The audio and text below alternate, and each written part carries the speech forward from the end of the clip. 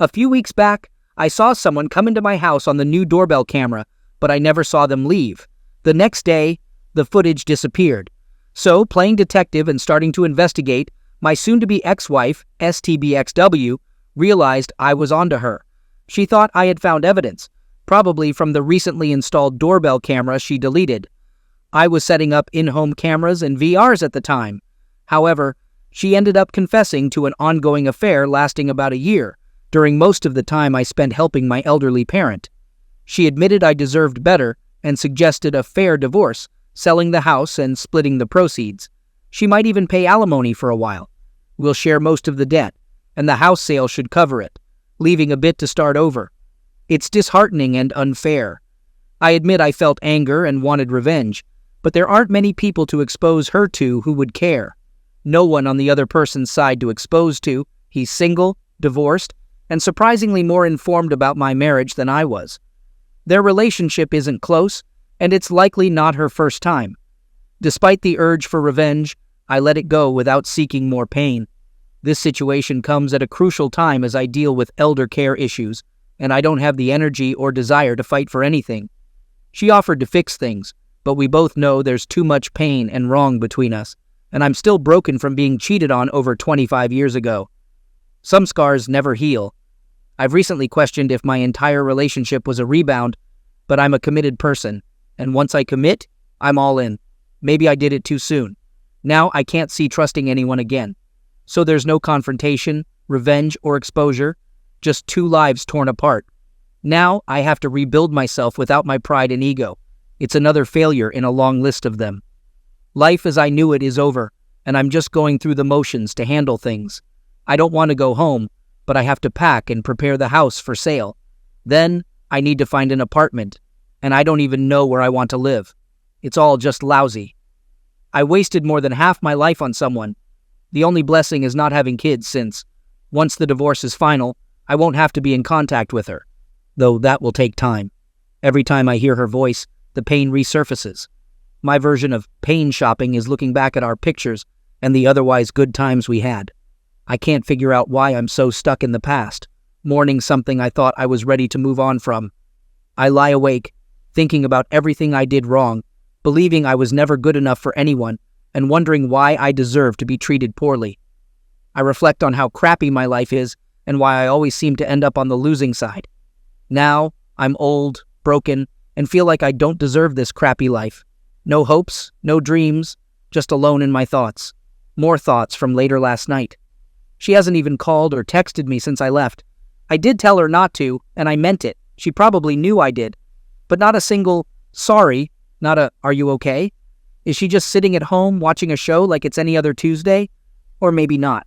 During the Christmas before last, we discussed how we ended up in a dead bedroom. I mentioned that about 15 years ago, we went through many premature births from IVF, and the experience scared me away from closeness for a long time. I was terrified of accidentally getting her pregnant and losing the baby. It led both of us to seek mental health help, and we barely pulled out of deep depressions with help and luck. Now things have worsened after her confession of a year-long affair. I said something very hurtful about her deserving to lose our kids. I might send her an apology text for that statement. Could saying my fears from over a year ago have triggered her to cheat on me? I only shared that with my therapist at the time, and we decided it wasn't the right time to discuss it with her. Maybe she blames me for our years of a dead bedroom. Maybe it's all my fault. Oh God, what have I done? After thinking it over, against my better judgment, I called. I knew she probably wouldn't pick up, so I left a voicemail apologizing for what I said. I admitted it was hurtful and not true. I acknowledged that it's over and suggested we handle it like adults in our 50s, not like the 20-somethings we were when we met. I expressed hope that she finds what she needs and left it at that. My wife called me last night. She appreciated my apology and knew the things I had said were to try to hurt her. We didn't discuss much, except for her apologizing again and blah blah blah. I did tell her I would be coming home this weekend and that I needed her not to be there. It was mostly civil, but I made it clear that I don't care where she goes. I suggested she stay with her boyfriend since that's who she wanted anyway. She denied it, insisting she wants me back and that we can work it out. She asked for one chance, promising to do anything to make it up. I'll admit I wanted nothing more than to go back in time to any time other than the last year, that I would even go to the worst times in our lives instead of now. But I stood firm this time and told her I don't see any way we can be together now. It's been a year, and I can't imagine feeling the same for her. I only asked one question: how many times? She stayed quiet for a long time, but I refused to say anything. She asked if I really wanted to know, not wanting to hurt me more. I said I need to know. That's when she hurt me even more, revealing it was only a few times in the beginning. After about a month, it was almost every day when I was away, and some weekends when she claimed to be at the gym for about 6 months. In the last few months, it was about once or twice a week while I was away. It made me sick. I muted the call to let out some of that pain. So she was close to him more times in a year than we have been in the past 10, 15 years, hundreds of times, maybe even more than the beginning of our relationship. I wanted to ask more questions, but I was too hurt and ashamed.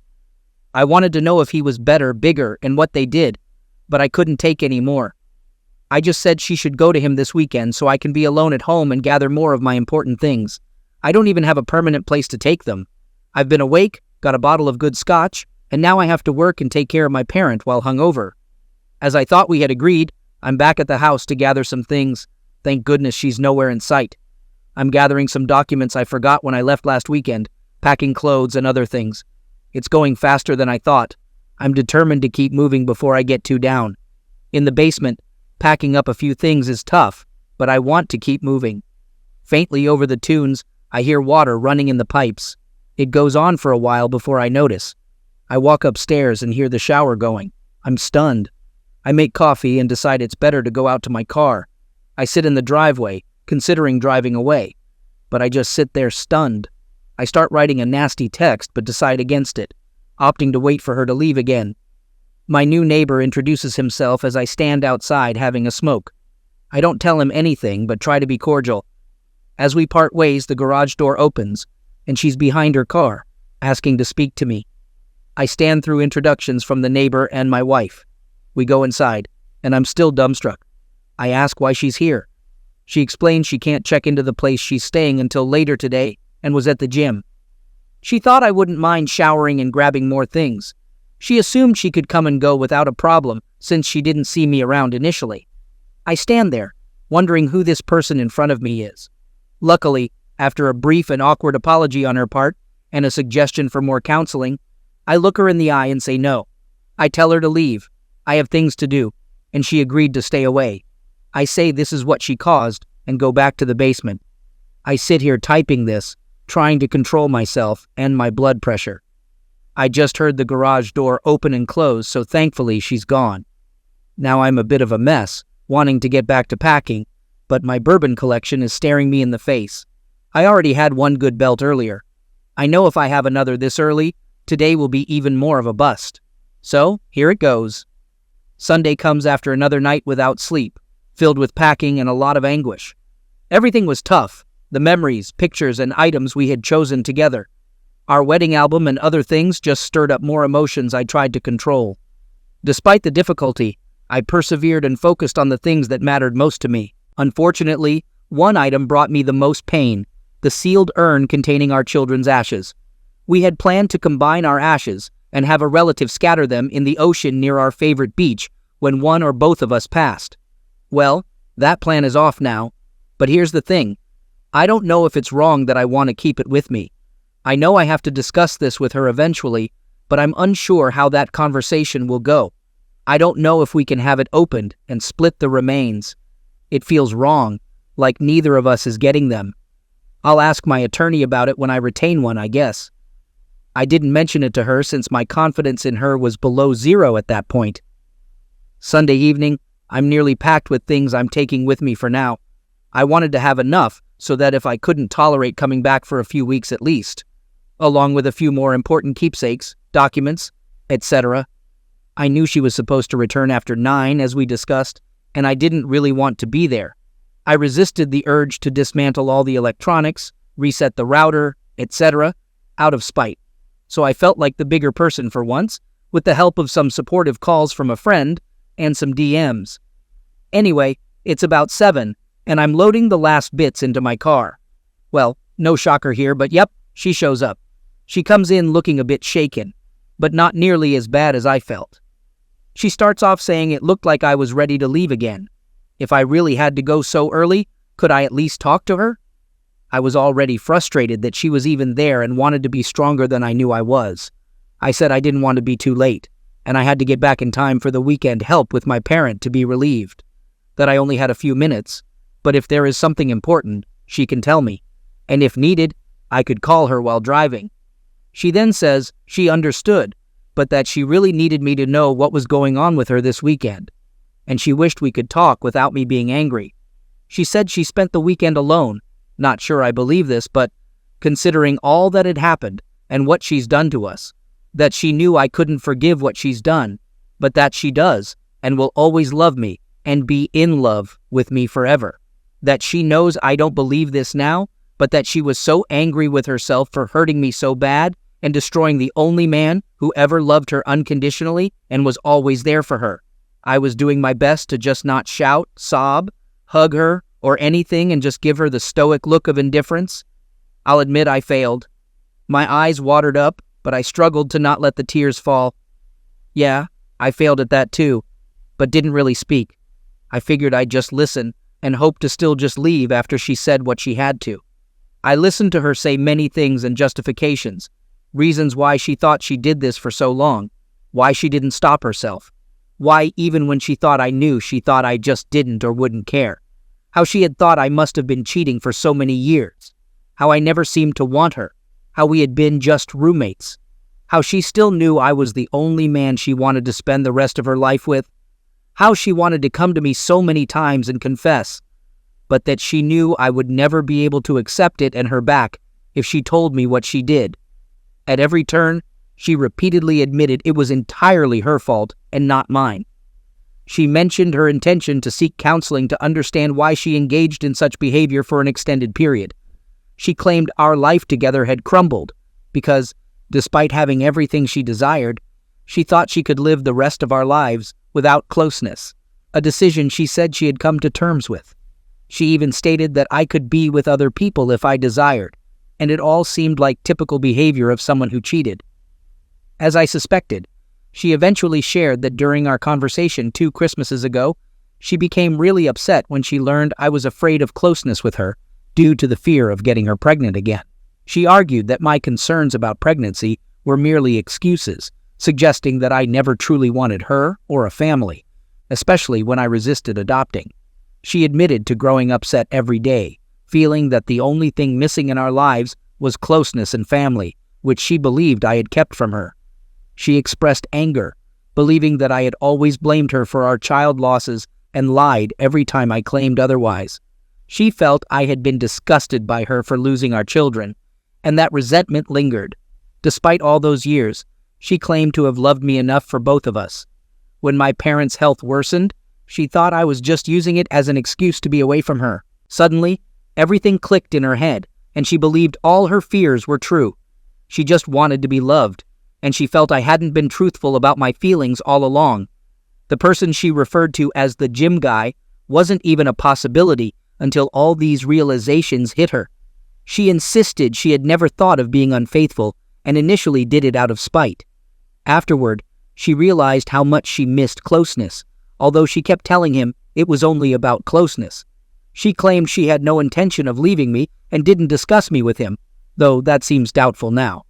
Eventually, she admitted to growing a connection with him, telling him she hadn't felt like this in years, but it was nothing like what we shared. She reached the point where she insisted it was over and hoped I could forgive her. She wanted us to talk again to find a way forward, even if we decided to split, asking for time before considering divorce. She argued that I had been dishonest for many years and should give her the chance she believed she deserved. At this point, I'll confess I couldn't handle it anymore and exclaimed, "You deserve a chance after a year of cheating?" I reminded her that when I shared my past fears, I had worked through them in therapy and had never mentioned them again to avoid this exact situation. I explained that despite my efforts in recent years to reach out, be more engaged, romantic, and connected, she responded minimally. I revealed that opening up my deepest secret with her was intended to bring us closer. but instead, she used it against me to cheat and devastate my life. I admitted I felt so shattered that I considered ending things almost daily. While she admitted having similar thoughts, she claimed she couldn't do that to me. In frustration, I screamed at her, "But you can do this to me? For a year?" After calming down, I asserted that I could never be open and vulnerable to her or anyone else again. Knowing how she weaponized my fears, weaknesses, and honesty against me had forever changed me. Although I had feared this was the catalyst after reflecting on everything last week about how and when it happened, according to her, I still wasn't sure I believed her claim that she hadn't done this before. I was already running about 45 minutes late from my planned departure time. I knew I had to speed up on the highway, and my mind wasn't in the right place. After leaving, I mentioned that I would ponder what she said, and if I had more to discuss, I'd call her while on the road. However, during the drive, all I could do was blast loud music and cry in intense pain, realizing my thoughts about causing this were confirmed. It was an even more agonizing ride than the first one after D-Day. In the end, I didn't call her. Now, in the sobering light of day, I question not only how I caused this, but also if there's even a slight chance she's seen my posts and is using them against me. To be honest, she isn't active on social media, and I doubt she uses Reddit at all. It was never on her phone, tablet, or in her App Store download history. I also reflect on how foolish I was to let my guard down with anyone, thinking there are things you should never share. If I had kept everything closed up, I wouldn't be in this situation. I consider this karma since I was on the verge of leaving last fall anyway. I feel like I'm just moving on autopilot, and this incident proves I should maintain the facade of being a happy guy and never let my guard down again. It feels like I ruined everything I had. I'm still consulting with my attorney and trying to stay on the path, as I don't know how I can come back to her after this. The truth is, she has reopened the wounds in my heart and torn away everything I was holding on to keep going. Sent via her work email. Me informed X that I had hired someone to represent me in legal matters and requested information on who to connect them with. I advised X to seek counsel for the consequences of their actions. X expressed a desire to discuss the situation further and apologized, acknowledging that they couldn't imagine how I must feel. X recognized that they didn't deserve a chance for a conversation before any decisions were made, but suggested that time might help things calm down. X expressed understanding that my opinion of them was likely better than they deserved and proposed discussing counseling and personal matters through text or a call outside of work email. I responded, letting X know that I would be occupied with work and P's move, but would use their personal email for further communication on this matter. X thanked me and asked me to consider their words. They expressed concern for my well-being, acknowledging the loneliness I might be experiencing, and inquired about P's well-being during the move. X sent their love to P and apologized once again, urging me to call soon. I just realized that P, my parent, is losing everything they own, their home of 50-plus years and memories since they're moving into a facility. How does a person with dementia feel being moved? How do they feel having to be reminded nearly every day because they forgot? Then going through the emotions of it all over again. I've been trying to be as gentle as possible, but we're sorting through things to see what they really want. After contemplating the exchange more, the mention of not sending Ish to work stuck with me. Initially, I thought it made sense. Personal matters shouldn't mix with work email, but I'm pretty sure she must have been using her work phone for this. Her personal one is always clean, and I updated it for her new watch last Christmas. I guess I could have still missed it, though. Off we go. Update. I found a better place to stay temporarily, with a friend who lives close to work, and I've moved in for the time being. While I thought about renting an apartment right away, this arrangement works well for the short term. Now, on to the remaining events. I served her with divorce papers, but she responded contentiously through her attorney. Recently, I had to deal with a maintenance issue at my old home. Thankfully, it wasn't too damaging, but significant enough to require quick handling. When I arrived to deal with it, fortunately, I thought, she wasn't around. I met with the contractor, handled the issue, and aimed to be out before she returned. It took several hours, but I managed to move things around and fix the problem. Of course, my luck couldn't be that good. Later that day, I received a call from a doctor saying she had been admitted to the hospital. I'm still her emergency contact and husband, so it wasn't a real surprise. Before I arrived, she had called an ambulance thinking she was having a heart attack. It turned out to be a panic attack, but she told them she had constant self-breaking thoughts and was admitted for observation. She's been in there since, so I had to inform her boss about her medical leave. After talking to the doctor, I decided to go and see her.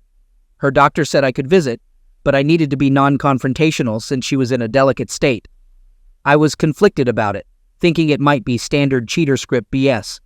Despite my feelings, I still care for her and don't want her to damage herself or struggle in the future. In the past, she has been in care for mental health due to unrelated issues, along with another chronic health problem throughout her life. During that time, I was fully present, doing everything I could to help her. Also, selfishly, I don't want this situation to impact her ability to handle our joint affairs. I discussed it with my friend, who said it's up to me what to do about visiting her. I also spoke with my attorney after the initial visits. They advised me to be cautious, not make promises, or say anything that could be used against me, etc. I knew before visiting that cheaters often use the threat of self-damage as a manipulation tactic. However, given her history, I'm also aware that this might genuinely be a true and serious situation for her. I get it. I shouldn't let anything tied to her actions hinder my progress in moving forward with my life. But there's a part of me that feels the need to be there for her. It's frustrating to have these feelings while still wishing none of this had happened, but it did. I feel like I've been firm with her, but seeing her in such a state might set me back. Before you criticize me, I can't just abandon her. It's not in my nature. She really has no one else. Her only real friend lives far away and is dealing with her own serious medical condition. So, I informed her doctor that I would visit her in the hospital and did so the following day. When I got there, she was a mess. I brought some things she might need, thinking she would likely be there for at least a few days. She was still sleeping when I arrived, hooked up to an IV and various monitors. None of them seemed related to mental health, but I figured maybe dehydration or something. But all I could think about was how I had seen her sleep so many times, looking beautiful and peaceful, the person I wanted. As I sat there watching her, she started to wake up, and all the feelings of anger and betrayal started to come back. But I held it together. When she finally woke up, surprised to see me, she begged me for a hug and forgiveness. I said I was there to make sure she was okay, expressing my worry. I made it clear that I wasn't there to talk about us. We were civil, but there were lots of tears on her side. We talked for a long time. Then she hit me with another bombshell. During her visit to the gynecologist for STD tests and a checkup, they found something still being assessed. Oh boy, I thought, here we go. This crazy situation where she caught an STD and I was going to hear about it. Or maybe, fortunately, not the case. She was found to have fairly aggressive ovarian cancer. Now, I'm no expert, but I know that usually that type of cancer is like a last sentence. I had to step out of the room to gather myself for a minute. I had all these emotions going through me and didn't want her to see them. I composed myself and went back in, and we talked for a long time. In our talk, I eventually agreed to help her however I can. Though part of me wanted to tell her to rely on her boyfriend now, I made it clear that it had nothing to do with us being together. I believed she would do the same for me if the situation were reversed. But who knows? Her panic attack, it turns out, was the result of getting this news and her birthday, which I totally ignored, and getting served in the same week. So it's like the perfect storm hitting her life, maybe too much karma. She was just feeling like ending her life would be easier than fighting me, this disease alone, etc., losing everything and now losing her life on top of it. She also didn't want me to somehow end up bankrupt from her likely medical debt. Her life insurance and giving me the house totally free now would make for a nest egg I could totally start over with. But ultimately, I convinced her that her being around and fighting this with everything possible is the only thing I want for and from her. I made it clear that I am not a reason for her to end herself, etc. So, this is what I've been up to lately. Crisscrossing highways for work, visiting my parent, the hospital, my friend's place, and now back to my old home for more of her belongings.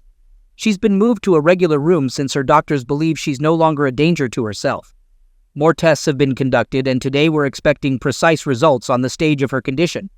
Preliminary exams suggest at least stage 2B or higher.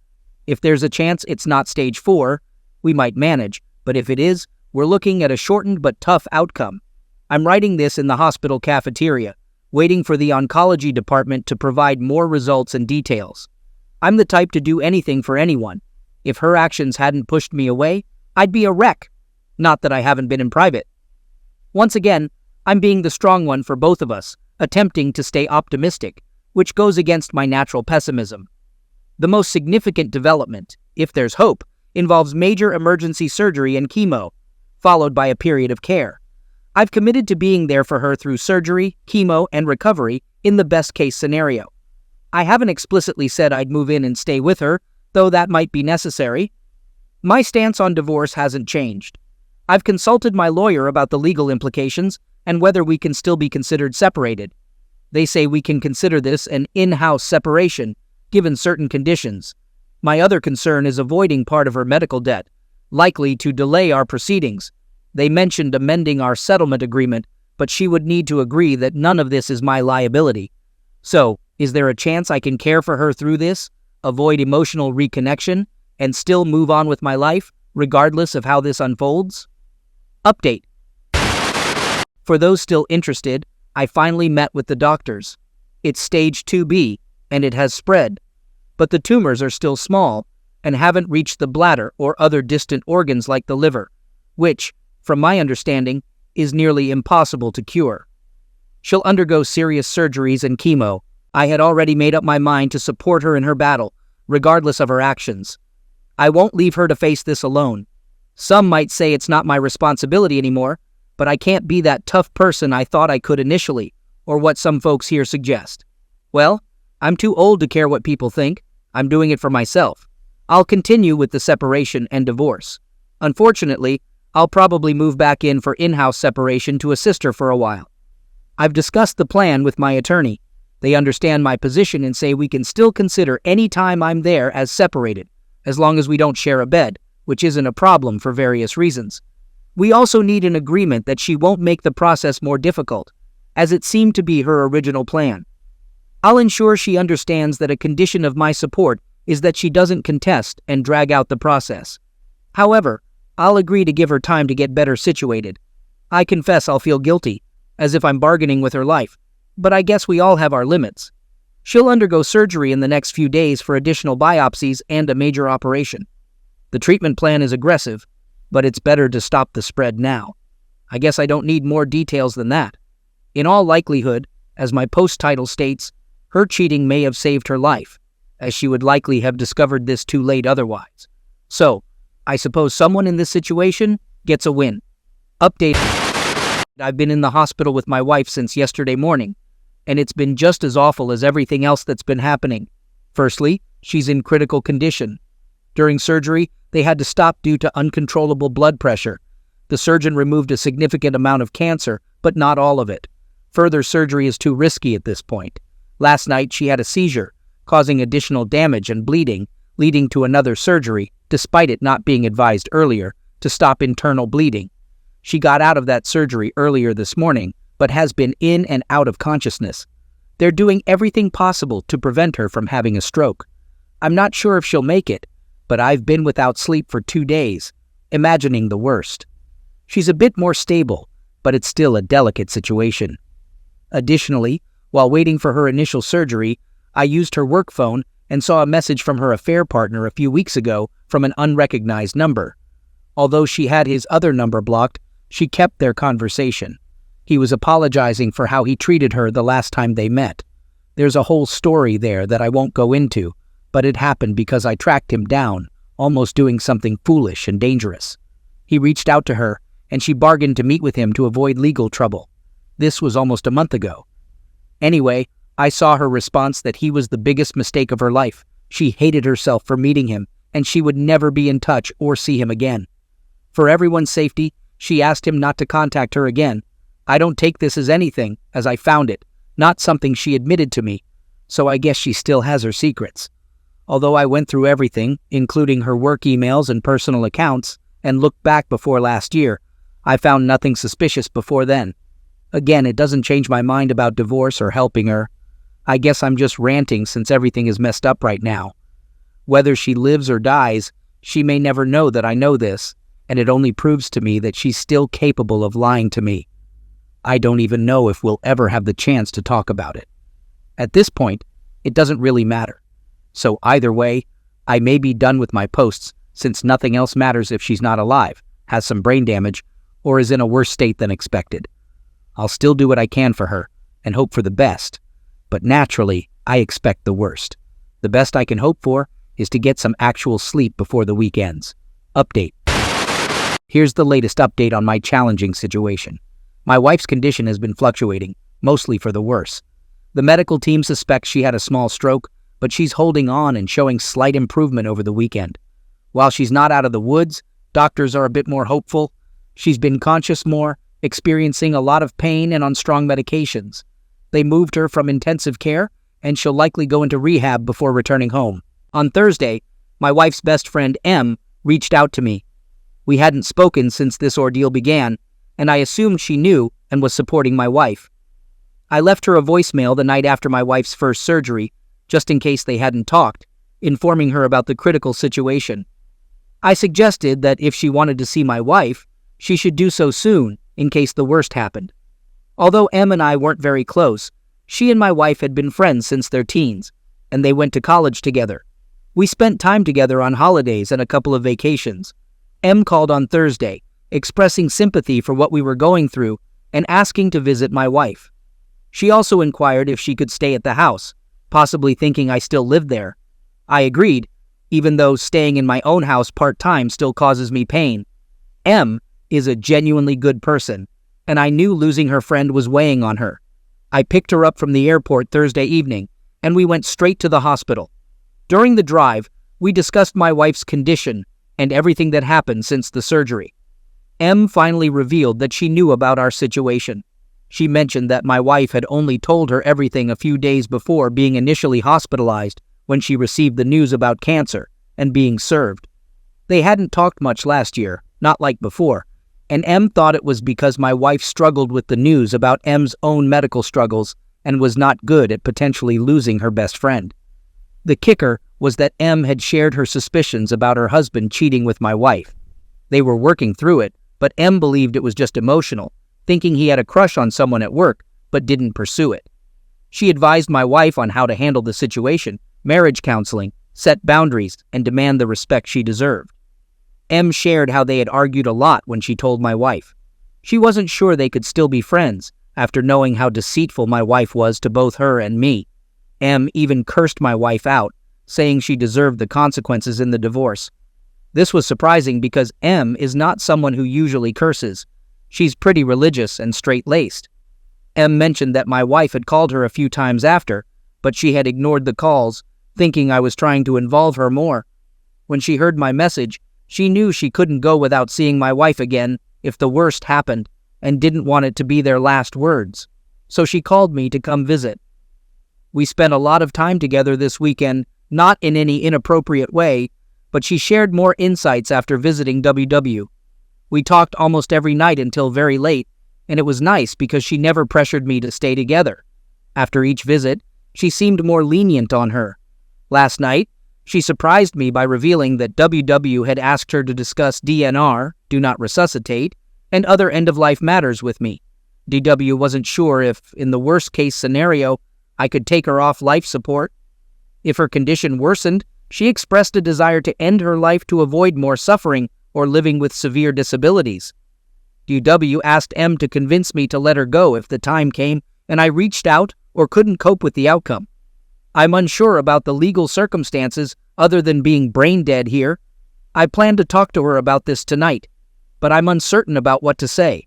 Personally, I don't believe in keeping people alive if they are suffering, and I might do the right thing in the appropriate circumstance. However, I can't commit to anything beyond that, and I worry I might be influenced by my own desire to be done with this. Even in the right medical scenario, I think I would carry a lot of guilt forever. I'll also discuss this with my therapist, though my appointment isn't until later in the week. I asked her friend M if she would consider assuming medical power of attorney, POA, over my wife before she left, and she is thinking about it. I will also approach one of my close relatives, though they live far away, and I can't guarantee their involvement. I'm adamant about making only legal decisions. I briefly talked to my lawyer, and we have a meeting scheduled for tomorrow. However, tonight, I will tell WW that I understand her wishes, but I can't agree to them at this time.